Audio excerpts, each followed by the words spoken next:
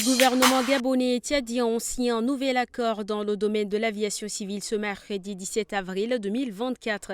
La signature a eu lieu au siège de l'autorité de l'aviation civile à Dakar, N'Djamena.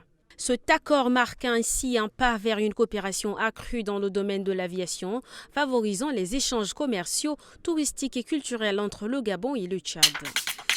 L'ambassadeur du royaume chérifien Abdelatif Eroja a organisé une cérémonie de remise de la décoration royale du grand cordon Wissam Al-Alaoui à l'ancien et tout premier ambassadeur du Tchad au Maroc, Mahamat Abdel Rassoul, ce mercredi. Mahamat Abdel Rassoul, premier ambassadeur du Tchad au Maroc, a été honoré pour sa performance remarquable dans le cadre de la diplomatie entre le Tchad et le Maroc.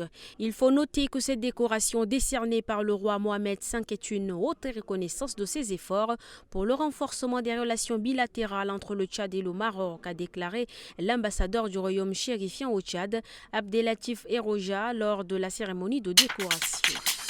Le Haut-Commissariat des Nations Unies aux droits de l'homme en partenariat avec le ministère de la Justice organise à N'Djamena un atelier de formation à l'intention des acteurs pour la prise en charge pluridisciplinaire des victimes de violations des droits de l'homme au Tchad.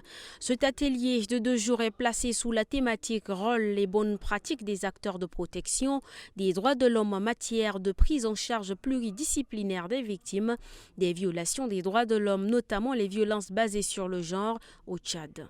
Il réunit 5 commissaires de police judiciaire d'N'Djamena, 5 avocats du barreau du Tchad, 5 délégués provinciaux du ministère de la Justice et des Droits humains basés dans les ressorts de cours d'appel au Tchad et 10 représentants des organisations de défense des droits de l'homme.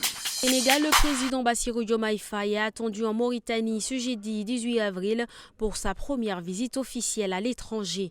Il rencontrera son homologue Ould El Ghazouani, une visite stratégique dans un pays voisin et frère du point de vue diplomatique et stratégique. Il s'agit d'une visite d'amitié et de travail qui durera une journée, explique-t-on à la présidence sénégalaise. Le choix de la Mauritanie s'explique d'abord car les relations entre les deux pays sont bonnes, avec des ressortissants qui vivent des deux côtés des frontières depuis longtemps.